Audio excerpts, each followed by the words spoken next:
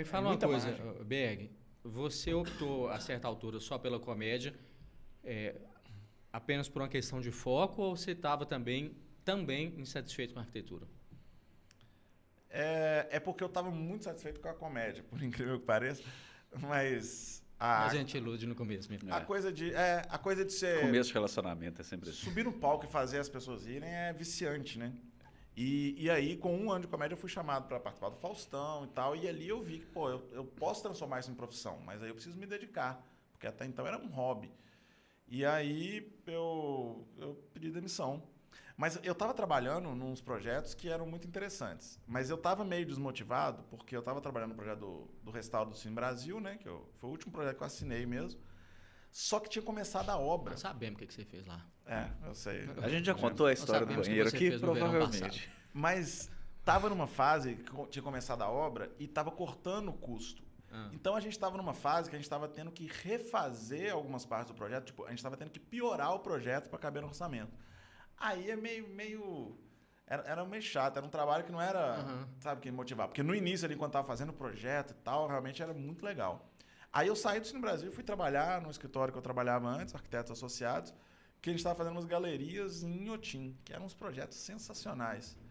E quando eu vi que eu não estava tão motivado para trabalhar nos projetos que qualquer arquiteto queria estar fazendo, aí eu falei, eu acho que se eu não aproveitar essa onda agora, eu vou me arrepender o resto da vida de não ter tentado. Você, inclusive, Basílio, eu não sei dizer se é um dos poucos, mas imagino que provavelmente um dos poucos que começaram mais ou menos na mesma época que a gente e que ainda leva em paralelo, né?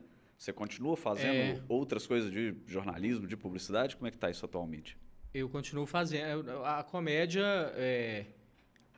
eu acho que na maioria dos meses ela foi meu plano B, financeiramente. Foi minha fonte B. E aí é muito louco. Na verdade, isso é uma questão que mais me atormenta atualmente é essa.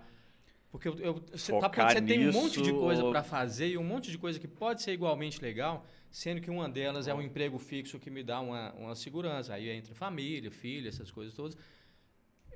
Então, eu não tive esse momento.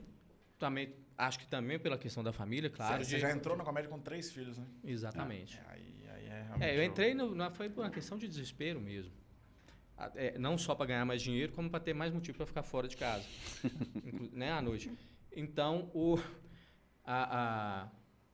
eu nunca consegui fazer isso, no sentido de ter condições de apostar. Mas, ao mesmo tempo, eu continuo tocando um monte de coisa.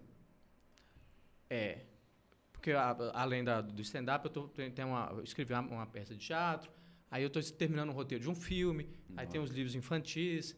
Então, eu vivo essa cachaça do o que eu vou trabalhar hoje, ou não, o que eu vou adiar hoje. Acontece também. Mas, às vezes, eu faço eu fico circulando entre os projetos com algum sofrimento, sabe? Uma coisa meio Porchat, que é meio nessa onda também. Que só tipo, que o ele Porchat faz comédia, mas... Só que na Globo, Você dividia mais isso até quando você dava aula, né? Sim. Quando a gente conheceu, você era professor universitário e você foi até 2017. E aí, quando você saiu, você entrou na 98. Sim. Ali, talvez, tenha sido o período que você ficou mais próximo, né? De ficar na comédia. Apesar de que ali você fazia jornalismo e comédia, né? Não era só comédia. Mas, de certa maneira, era entretenimento também. Tinha uma pegada jornalística, mas não deixava de ser... Apesar de que o que eu mais gostava na 98 era de fazer as paródias. Você fazia as paródias que não era do seu programa, Futebol Clube, né? Do futebol. Obviamente, né? O Central era bacana, parará, mas o lugar... porque eu acho que vocês também gostam muito de fazer paródia, né? Sim. Eu tenho um prazer diferente fazendo paródia. Então, na rádio, mesmo às vezes sendo chato, às vezes não tendo reconhecimento, às vezes tendo disputinha de autoria e tal, era muito bom um jogo que aconteceu hoje à noite, amanhã cedo já tem uma história, barará. E especialmente a parte mais difícil da paródia, que vocês sabem qual que é escolher a música a ser usada na paródia, quando você tem milhares de opções.